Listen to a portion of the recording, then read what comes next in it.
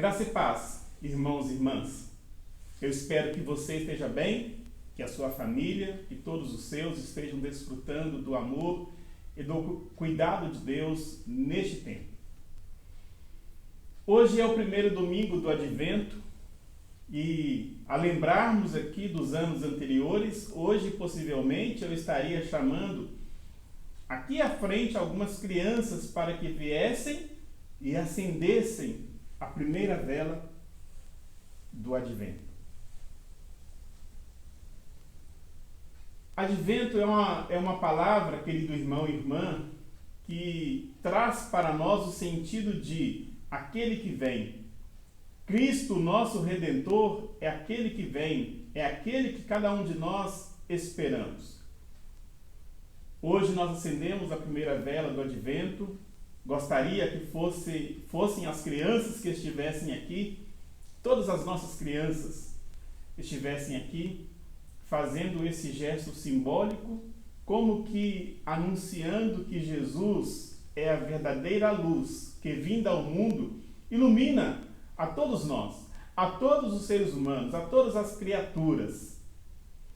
E eu desejo de forma sincera e profunda, querido irmão e irmã, que a luz de Jesus esteja brilhando na sua casa, esteja iluminando o seu lar. E que essa luz de Jesus, que ilumina todo o nosso ser, dê sentido para a sua vida, para a vida da sua família, a vida de todos nós, que possamos também, experimentando dessa luz, vivermos de acordo com essa luz também. Bom, Advento é um tempo oportuno para muitas coisas. Eu gostaria que neste período, nessa nova série de mensagens, nós pudéssemos pensar e nós pudéssemos responder. Advento é tempo de quê? Advento, irmão e irmã, é tempo, dentre tantas coisas, tempo de espera. É sobre isso que eu quero falar com você nesta noite. Tendo a importância desse tempo, a importância deste momento do Advento, quando nós, Igreja Cristã, esperamos pela vinda do Senhor Jesus, eu quero te convidar a abrir o texto bíblico lá no Evangelho segundo Marcos, capítulo 13. Evangelho segundo Marcos, capítulo 13, eu vou ler aqui a partir do versículo 24 e peço que você acompanhe com bastante atenção este texto bíblico. Diz assim: mas, naqueles dias, após a referida tribulação, o sol escurecerá, a lua não dará a sua claridade, as estrelas cairão do firmamento e os poderes do céu serão abalados. Então, verão o Filho do Homem vir nas nuvens com grande poder e glória, e ele enviará os anjos e reunirá os seus escolhidos dos quatro ventos, da extremidade da terra até a extremidade do céu. Aprendei, pois, a parábola da figueira. Quando já os seus ramos se renovam e as folhas brotam, sabeis que está próximo o verão. Assim, também vós, quando virdes acontecer essas coisas, sabeis que está próximo às portas. Em verdade vos digo que não passará essa geração sem que tudo isso aconteça. Passará o céu e a terra, porém as minhas palavras não passarão. Mas a respeito daquele dia ou daquela hora, ninguém sabe, nem os anjos no céu, nem o Filho, senão o Pai. Estai de sobreaviso, vigiai e orai, porque não sabeis quando será o tempo. É como um homem que, ausentando-se do seu país, deixa a sua casa, dá autoridade aos seus servos, a cada um e a sua obrigação, e ao porteiro ordena que vigie. Vigiai, pois porque não sabeis quando virá o dono da casa, se à tarde, se à meia-noite, se ao cantar do galo, se pela manhã, para que, vindo ele inesperadamente, não vos ache dormindo. O que, porém, vos digo, o digo a todos: vigiai. Bom, querido irmão e irmã, Aqui está o nosso texto bíblico, o texto para nós pensarmos nessa questão: advento, tempo de esperar. Advento, tempo de esperar. O capítulo 13 do Evangelho de Marcos é um capítulo que trata a respeito de um assunto que mexeu de forma profunda com aqueles discípulos de Jesus. Os discípulos de Jesus, em determinado momento, estavam juntos a Jesus, caminhando pelo templo, e um deles se achegou a Jesus e disse, como que puxando ali uma conversa: mestre, olha que belas pedras, que belas construções. E a resposta que Jesus deu aqui no início do capítulo 3, acompanha aí em sua Bíblia, foi como que um balde de água fria em cada um deles. Porque Jesus disse o seguinte: olha, não ficará pedra sobre pedra que não seja derrubada. Puxa vida, né? Se Jesus dissesse isso para nós, em nosso contexto, em nossa realidade, nós poderíamos então pensar: será que irão destruir o templo para que construa no seu lugar um novo edifício com uma arquitetura mais moderna, um edifício comercial? Talvez pudéssemos pensar assim, mas as palavras de Jesus para aqueles discípulos, irmãos e irmãs, por certo, trazia à memória uma história, uma realidade da qual eles não gostariam de lembrar-se, como judeus que eram. Há muito tempo atrás, aquele templo havia sido destruído por outra nação, quando essa outra nação invadiu Jerusalém e saqueou e destruiu o seu templo. Então, quando Jesus disse aquilo, possivelmente eles rememoraram aquele evento passado e linkaram a fala de Jesus como uma possível guerra, um possível confronto em seu próprio tempo, em seu próprio contexto. Isso, por certo, mexeu muito com os discípulos, com seus corações, e por isso o texto bíblico nos diz que em um momento posterior, quando eles estavam no Monte das Oliveiras, assentados, Pedro, Tiago, João se aproximaram de Jesus e perguntaram a ele: mestre, fala pra gente, quando será essas coisas? E quais são os sinais que o Senhor nos dá para que nós saibamos quando essas coisas irão acontecer? E diante dessa pergunta, que por certo estava ali incomodando o coração daqueles discípulos, Jesus então começou a falar sobre algumas questões. Princípio das dores, sobre aquela grande tribulação que sobreviria sobre cada um deles, até que nós chegamos aqui em nosso texto.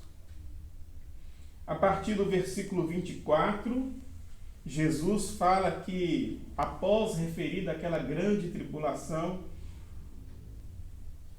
tantas coisas iriam acontecer nos astros e o Filho do Homem viria de forma gloriosa.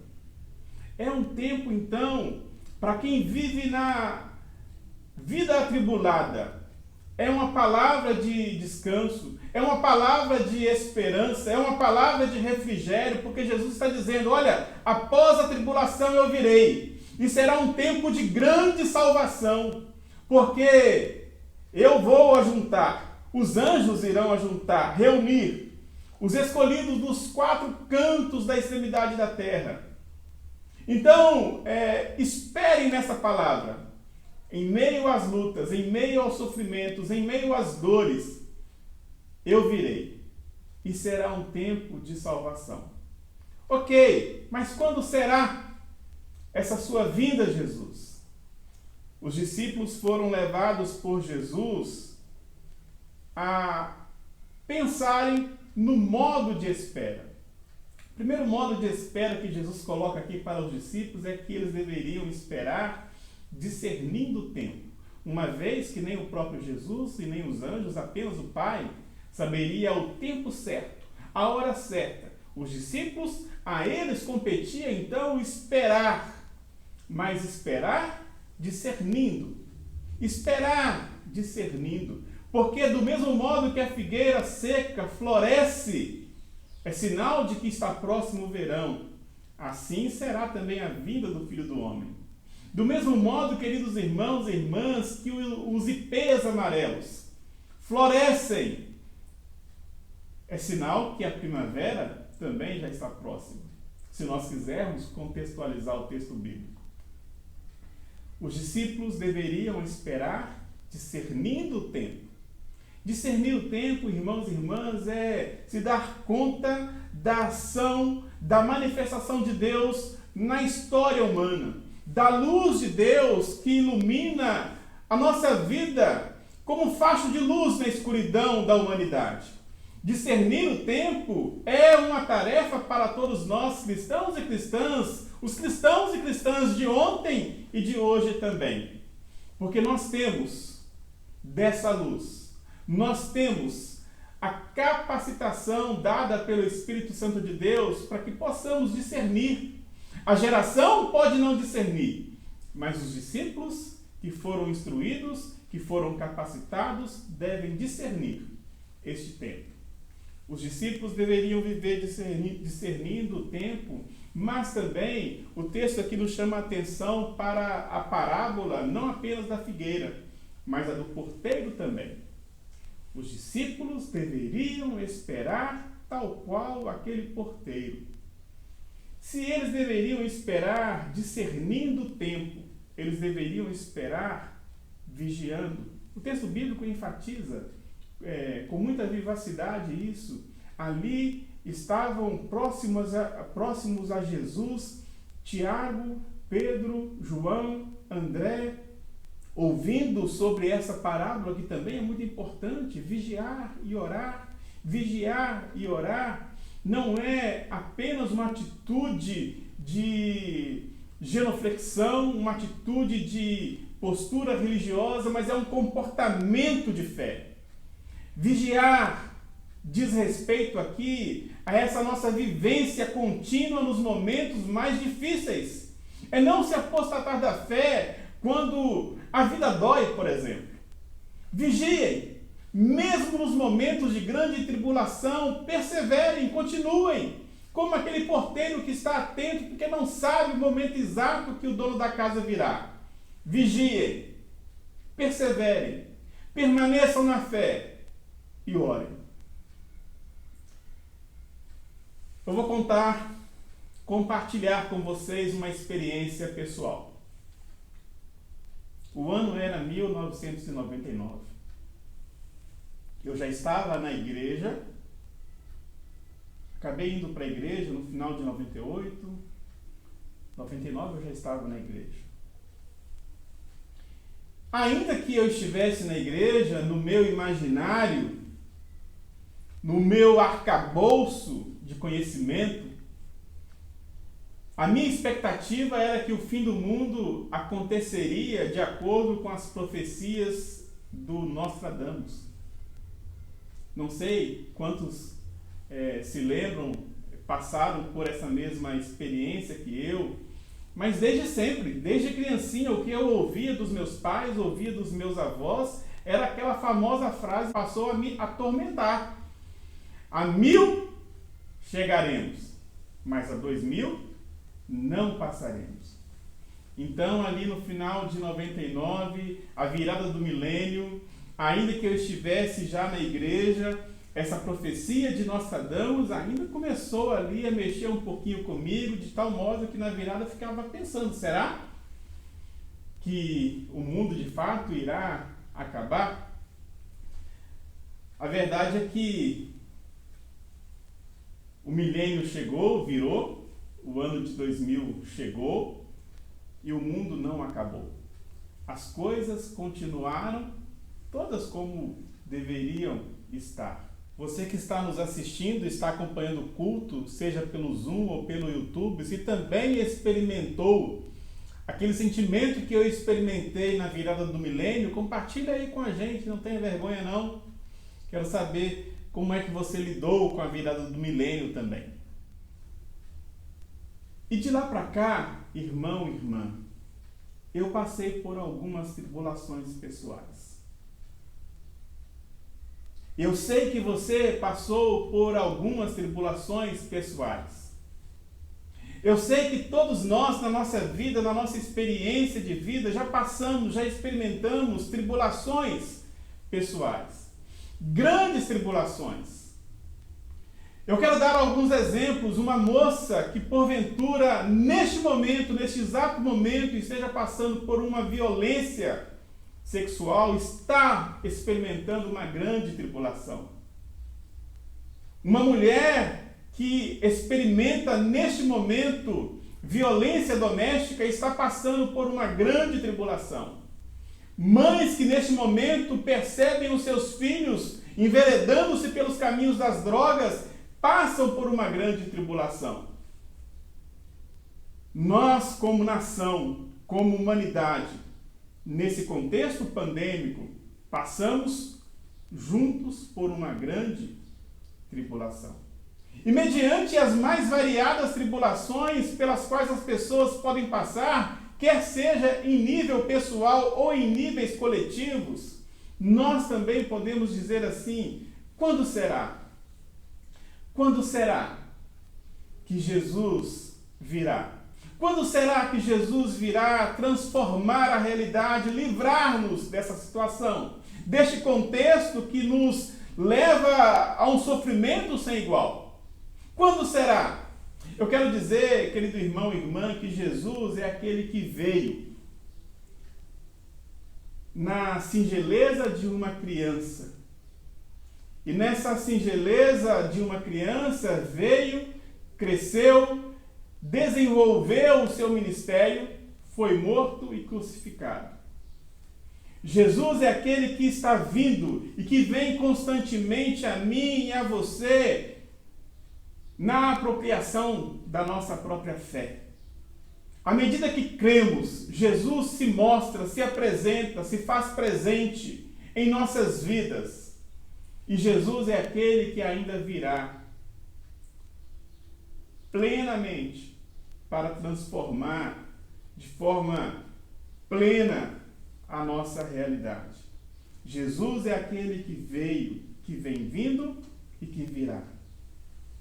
Por isso, advento é tempo de esperar por esse Jesus.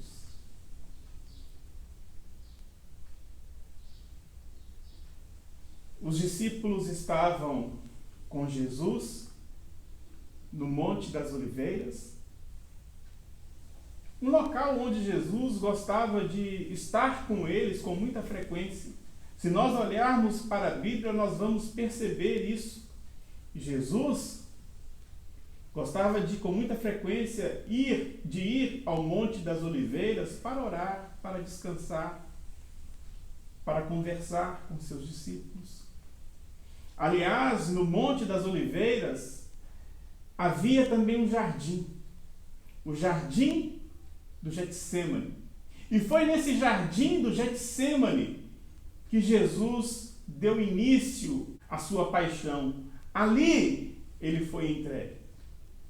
Então, nesse Monte das Oliveiras, os discípulos que tinham uma visão panorâmica do templo, uma visão panorâmica de toda a cidade, estavam sendo aqui convidados por Jesus para que pudessem não olhar para fora, mas olhar cada um deles para dentro de si mesmo e se perguntarem: como é que vocês estão? Onde é que vocês estão diante dessas palavras que eu anuncio a vocês? Vocês estão esperando com fé? Vocês estão esperando, discernindo o tempo? Vocês estão esperando na fé? 3 questões pelas quais os discípulos deveriam pensar, refletir, e também nós devemos pensar e refletir. Monte das Oliveiras, muito mais que um local geográfico, é um local que também nos diz o nosso estado de espírito. É um local que diz também respeito ao modo como nós esperamos Jesus. Eu não sei como você está neste momento aí na sua casa, que se transforma no nosso Monte das Oliveiras, de onde nós ouvimos Jesus falar. E neste primeiro domingo do Advento, irmãos e irmãs, eu quero enfatizar e destacar isso para você. Advento, dentre tantas coisas, é tempo de esperar. Espere no Senhor, confie no Senhor, qualquer que seja a sua dor. Mas eu quero dizer, irmãos e irmãs, não espere com aquelas lentes que eu esperava na virada do milênio, mais influenciado pelas profecias de Nostradamus do que a própria Escritura Sagrada. Não espere supersticiosamente pela vinda de Jesus. Não espere influenciado pelas lentes que nos legaram as artes medievais, quando nós imaginamos muito mais um fim catastrófico do que um início glorioso com Jesus em sua vinda. Quando o texto bíblico fala aqui para nós de lua que não dará mais a sua claridade, o sol que escurecerá, estrelas que cairão do firmamento, eu tendo a interpretar essa passagem muito mais do que um cenário catastrófico, uma ilustração, um modo de dizer que estes astros, que são tão poderosos, darão lugar para Jesus, que virá com grande poder e glória. Jesus é aquele que, diante de si, todos os astros perdem o seu esplendor. Então espere, irmãos e irmãs, eu quero destacar pelo menos 3 questões aqui importantes para nós. Eu já disse, mas quero frisar. Advento é tempo de esperar, mas espere com fé. Talvez o momento que nós estejamos vivendo seja um momento em que a nossa fé de fato é provada. Quantas pessoas se perguntam por Deus diante da tragédia, diante da dor, seja ela pessoal, seja ela coletiva, e quantas pessoas nos perguntam desse Deus. Se Deus existisse, tudo isso estaria acontecendo? Irmãos e irmãs, que nós possamos passar pelas provas, passar pelas tribulações, que são várias, ontem, hoje e o será amanhã também, sempre respondendo aos outros e a nós mesmos: o nosso Deus está no céu e faz tudo como lhe apraz. Isso é uma expressão não de determinismo, mas de confiança nesse Deus que tudo pode e quer o nosso bem. Espere com fé. Espere com fé. Espere, querido irmão e irmã, discernindo o tempo. Não sejamos necios, não sejamos loucos como aquelas virgens que dormiam. Sejamos pessoas prudentes, pessoas atentas, que conseguem perceber o facho de luz de Jesus na escuridão do mundo em que vivemos. E que nós possamos esperar discernindo de tal modo que também consigamos esperar na fé. Esperar na fé é esperar vivenciando aquilo que se crê, é esperar testemunhando, é esperar sendo o que Jesus foi aqui e agora no mundo em que nós habitamos. Irmão e irmã, primeiro domingo do Advento, tempo de espera. Que esse Jesus que veio, vem vindo e virá, seja esperado, porque não apenas o destino nos importa, mas o modo como nós caminhamos, como nós viajamos até aquele destino é também de igual modo importante para que possamos lá ouvirmos de Jesus. Servo bom, servo fiel, esperou com fé, esperou discernindo o tempo, esperou na fé. E que assim seja para a honra e para a glória do nosso Deus. Amém.